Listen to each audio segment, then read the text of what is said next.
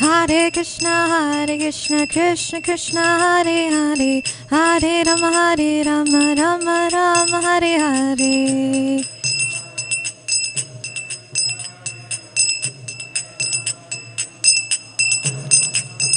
Hare Krishna, Krishna Krishna, Hare Hare, Hare Rama, Rama Rama, Hare Hare.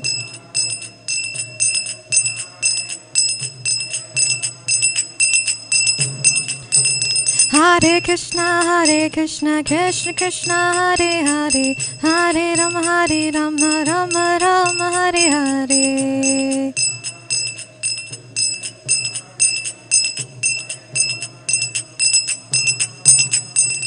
Hare Krishna, Krishna Krishna, Hare Hare, Hare Rama, Rama Rama, Hare Hare.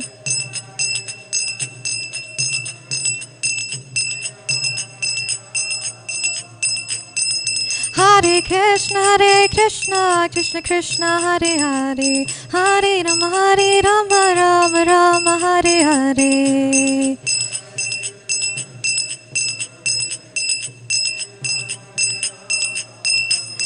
Jaya Jaya Prabhupada, Prabhupada, Prabhupada, Jaya Jaya Prabhupada.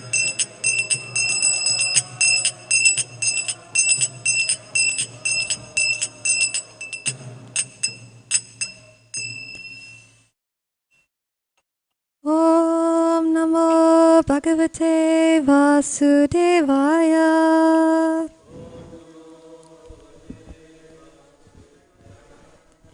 Om Namo Bhagavate Vasudevaya.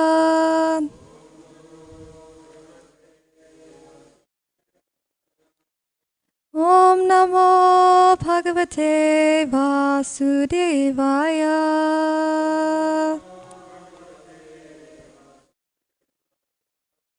Hare Krishna. So today we're reading Srimad Bhagavatam, Canto 4, Chapter 6, text number 38. Kritvaro dakshine savyam pada padmam chayanuni paham prakoshtek shamalam asinam tarka mudraya.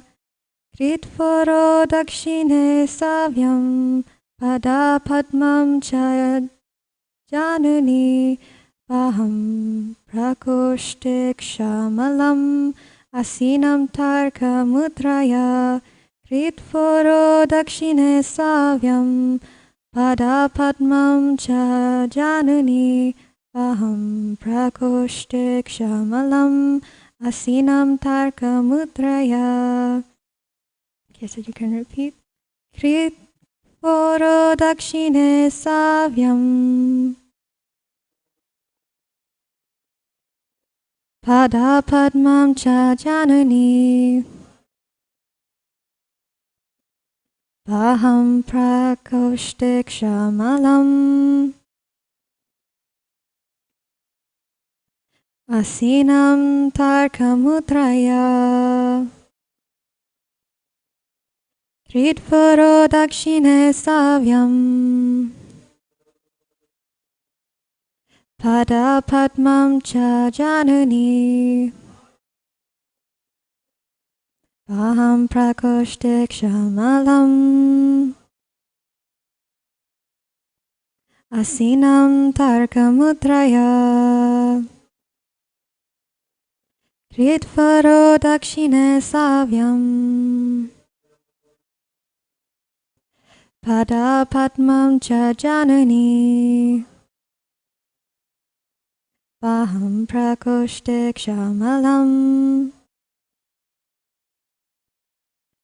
asinam tarka mudraya.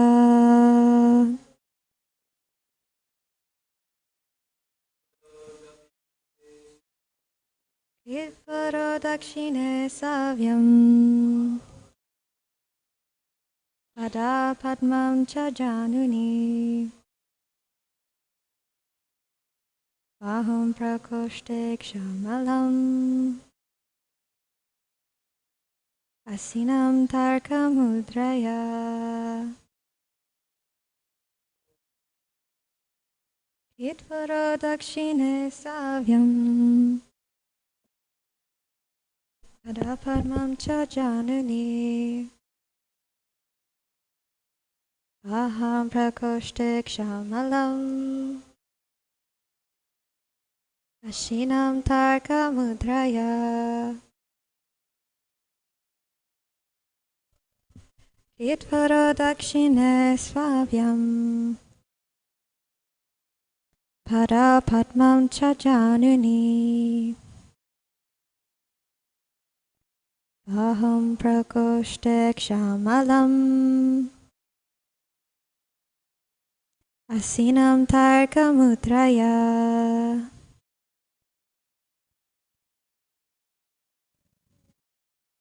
Hitvaro Dakshine Savyam Padapadmam Cha Janani Aham Prakoshte Kshamalam Asinam Tarkamudraya.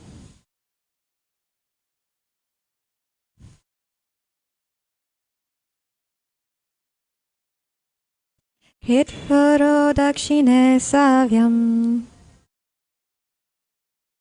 Padapadmam Cha Janani Aham Prakoshte Kshamalam Asinam Tarkamudraya. Okay. Translation and purport by His Divine Grace A.C. Bhaktivedanta Swami Srila Prabhupada. Srila Prabhupada ki jai. So the word for word. Kritva, having placed. Uro, thigh. Dakshine, at the right. Savyam, the left.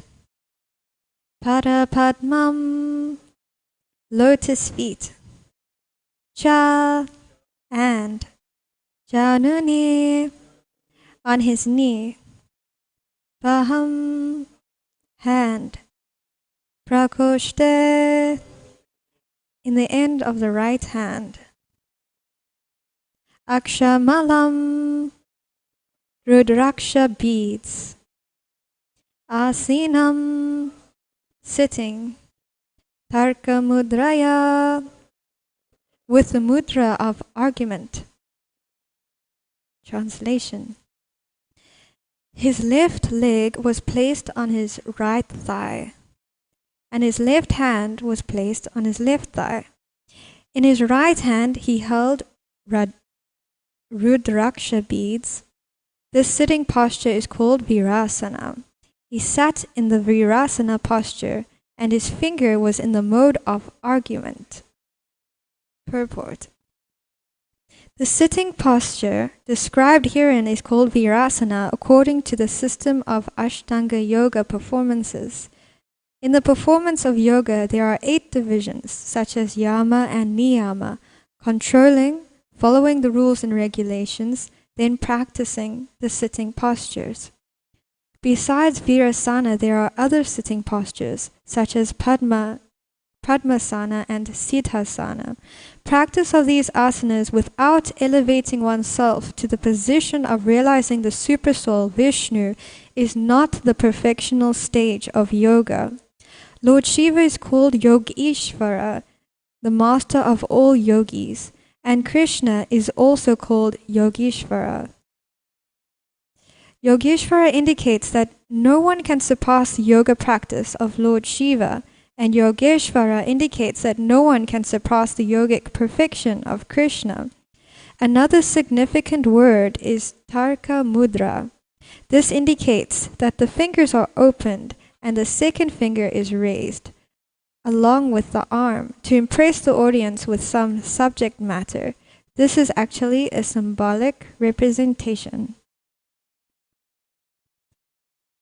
Om Ajnanatirmirandasya Jnananjana Shalakaya Chakshurunmilitam yena tasmai Shri Gurave Namaha. Shri Chaitanya Manobhishtam Stapitam yena Bhutale Swayam Rupa Kadamayam Tadati Swapadantikam Vandeham Shri Guru Shri Yuta Padakamalam Shri Guru Vaishnavamscha Shri Rupam Sagrajatam Sahagana Raghunatam Vitam Tam Sajivam Sadvaitam Sadvadutam Parijana Sahitam Krishna Chaitanya Devam Shri Radha Krishna Padam Sahagana Lalita Shri Vishakam Vitamscha He Krishna Karuna Sindhu Dina Bandhu Jagatpate Gopesha Gopika Kanta Radha Kanta Namostute Tapta Kanchana Gourangi Radhe Vrindavaneshwari Rishabhanu Sute Devi Pranamami Hari Priye Panchakalpatarubhyascha Kripa Sindhubhya Cha Patitanam Pavanebhyo Vaishnavebhyo Namo Namaha Shri Krishna Chaitanya Prabhu Nityananda Shri Advaita Gadadhara Shri Vasari Gaura Bhakta Vrinda Hare Krishna Krishna Krishna Hare Hare Hare Rama Rama Rama Hare Hare Namo Om Vishnu Padaya Krishna Pristaya Bhutale Srimate Bhakti Vedanta Swamini Namine Namaste Saraswati Deva Gauravani Pachayane Nirvisheshashani Vadipasjati Tishatarine Narayanam Namaskritya Naram Jeva Narotamam Devim Saraswatim Vyasam Tato Jayamudirayat Nashna Prayasha Bhatreshu Nityang Bhagavata Sevaya Bhagavat Yuttama Shloke Bhaktir Bhavati Naishtiki Mukham Karoti Vachalam Pangam Nangayate Girim Yad Kripatam Aham Vande Paramananda Madhavam Chaitanya Charanam Boja Makaranda Liho Bhaje Yesham Prasada Matrena Paramo Pyamaro Bhavit Hare Krishna. So Sweta Dweep Prabhu was supposed to give class today, but he asked me, so I'm sorry to disappoint you. But I hope that by his asking me, I'll be able to read something inspirational today. But of course, Srimad Bhagavatam is always inspirational, so maybe I should just read. But I'll read and share some of the research that I did. But I thought we could just do some backtracking to get like an overview of where we are now in Bhagavatam. So after Sati quits her body, then Lord Shiva finds out and he's really upset. So he pulls out a strand of his hair and throws it to the ground, and then out of that strand comes this huge, scary demon. And it's described, he's garlanded with the heads of people, and he's got hundreds of hands and arms, and he is ordered to go and kill Daksha. And then the followers of Lord Shiva, they all go to the place where the sacrificial arena is, and they start to dismantle the whole area. They start to break things down, and it's like a little war taking place. And for anyone who likes action movies or adventure, this is something that I think they would like to read. It's really quite a gruesome and well-described tale of how there's this big war taking place between the followers of Lord Shiva and the followers of Daksha. And then Daksha is beheaded. He is killed, and then after that we have the followers of Daksha who go to Lord Brahma and describe everything that has happened. But Lord Brahma already knew, and that's why he didn't actually attend the sacrifice himself. And then Lord Brahma explains that, you know, Lord Shiva, he's not an ordinary person at all. So if you're performing your sacrifice in the hopes of getting some auspiciousness, and at the same time if you offend the devotee, then you won't actually achieve the result of that auspiciousness that you hope to achieve through the performance of the sacrifice. And therefore, the whole performance was kind of pointless. If we are performing some sacrifice and we offend the personalities who give us the blessings to perform the sacrifice, what's the point in the sacrifice? So that's what Lord Brahma was saying to the people who came to him to ask for some guidance. And then he told them, but Lord Shiva is so merciful that even though he is so much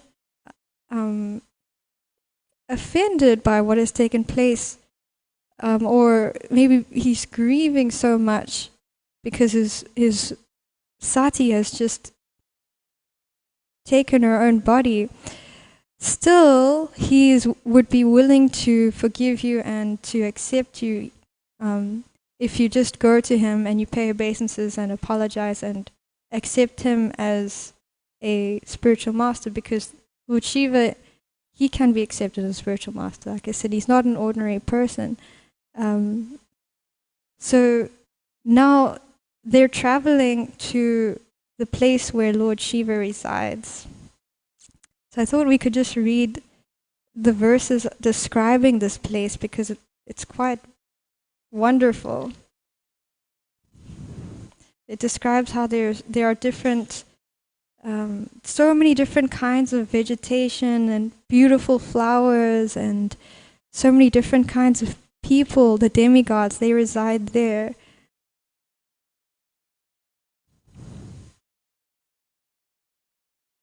While traveling, the demigods passed over the forest known as Sogandika, which is full of varieties of flowers, fruits, and desire trees.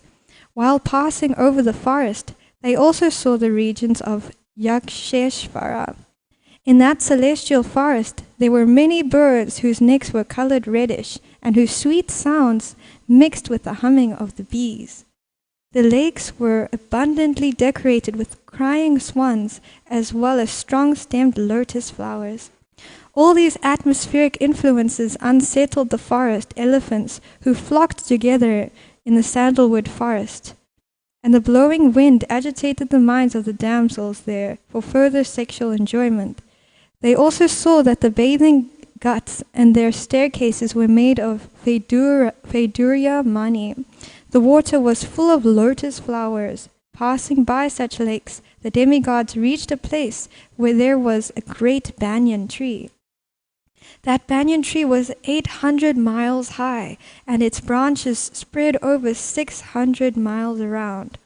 The tree cast a fine shade which permanently cooled the temperature, yet there was no noise of birds. The demigods saw Lord Shiva sitting under that tree, which was competent to give perfection to mystic yogis and deliver all people. As grave as time eternal, he appeared to have given up all anger. Lord Shiva sat there surrounded by saintly persons like Kuveri.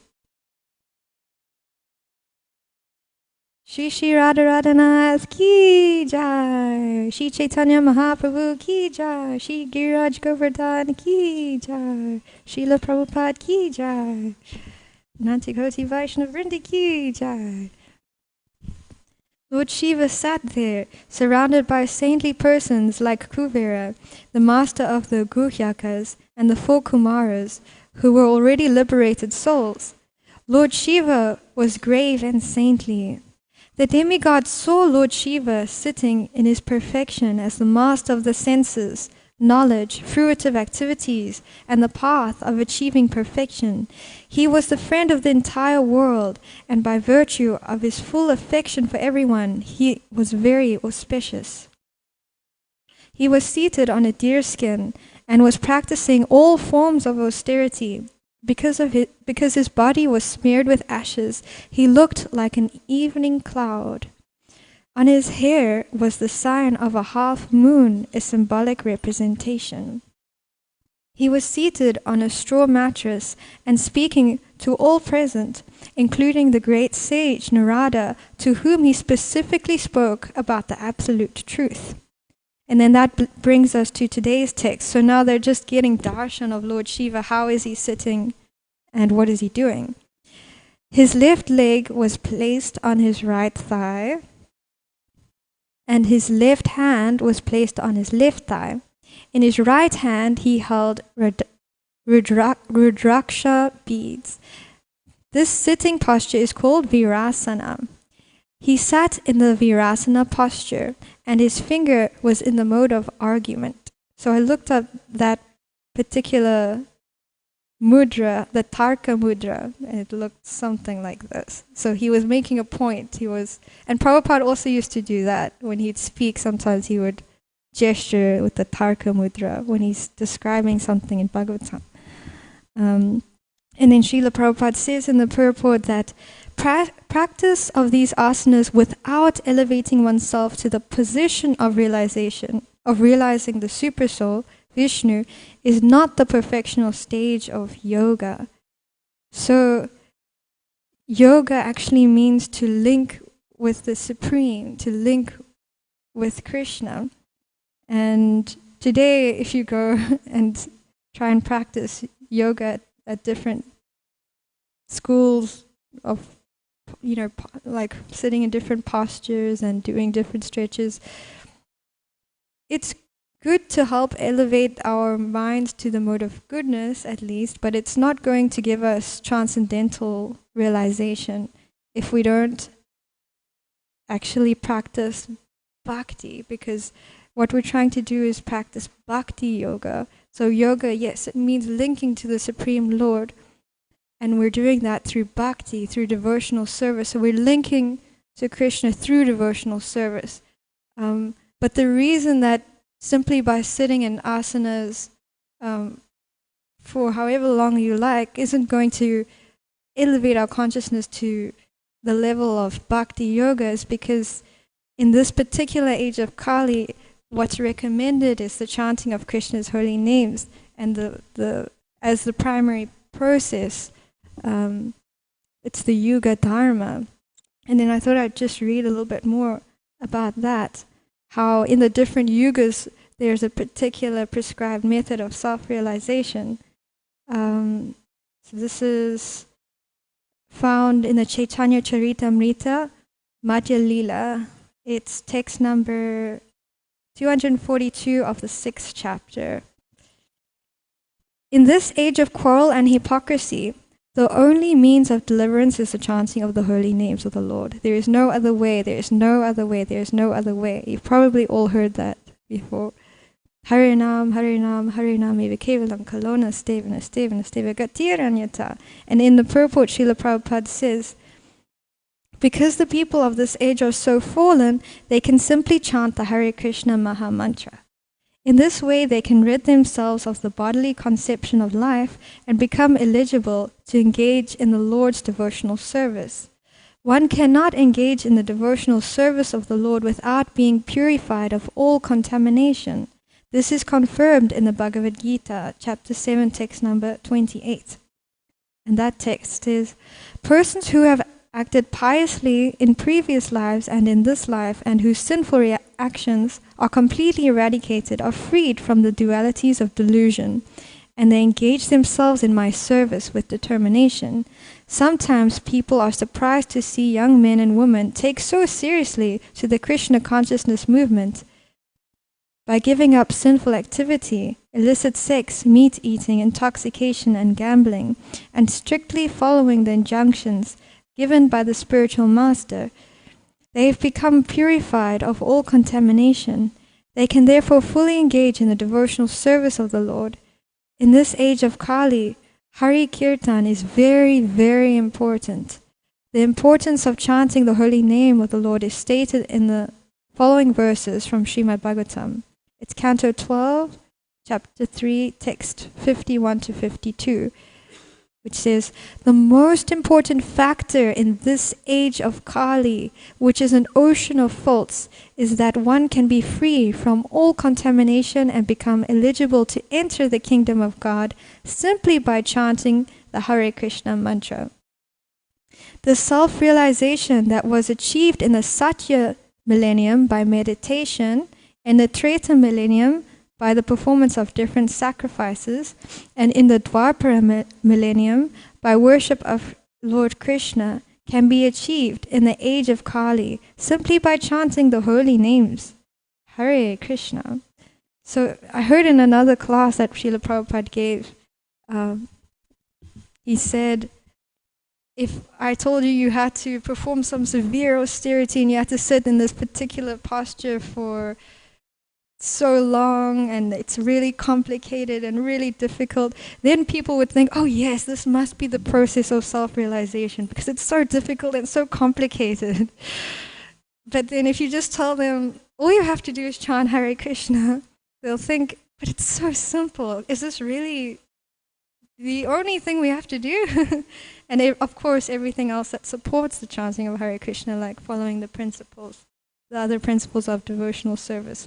And Prabhupada also mentions what they are, the 4 regulative principles. And then, you know, even in all of the other yugas, the chanting of the holy names was done. And that was also, it could also be regarded as the primary way in each and every one of the yugas, although there were also other kinds of austerities that devotees could do. Like we were reading in Satya Yuga, they could meditate, and they had the ability and capacity to be able to do that for long periods of time. And then in Treta Yuga, they could offer sacrifices. You know, they could have fire yagyas and chant mantras, and that was the process by which they could achieve self-realization. And then in Dwapara Yuga, it's worshipping the deity. But in Kali Yuga, although we can do these other activities to help elevate our consciousness, the primary dharma for Kali Yuga is chanting of the holy names, because we can't do the others as focused as we can chant. We're not qualified to meditate for thousands of years or to perform severe austerities and sacrifices, and our chanting of different mantras is not so perfect. We don't have the same capacity. Our lives are very short. We're living in the age of quarrel and hypocrisy. So we've been given something very simple, something that we can do, and that's chant. Although it is simple, it is actually difficult. The mind will give us so much trouble, doesn't it? When you're chanting, it's not that we're always thinking of Krishna, and that's the whole point. We want to always be thinking of Krishna and always and never forget him. In the Nectar of Devotion, we can read that the point of everything we're doing is really just to remember Krishna and never forget him. And because his name and him are non-different, we're actually associating with the Lord himself when we're chanting. And then Srila Prabhupada, he says that Lord Shiva is called Yogeshvara, the master of all yogis. And Krishna is also called Yogeshvara, but the word is a little different there. It's Ishvara and Eshvara. Yogeshvara indicates that no one can surpass the yoga practice of Lord Shiva. So he's like the topmost yogi. And Yogeshvara indicates that no one can surpass the yogic perfection of Krishna. So practice and perfection are a little different. We practice for perfection. Krishna is always perfect. He's ultimately always perfect.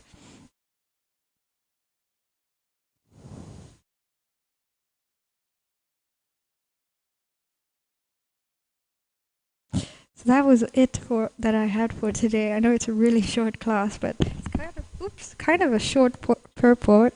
And yeah, that's where we are. So are there any comments, corrections, or questions?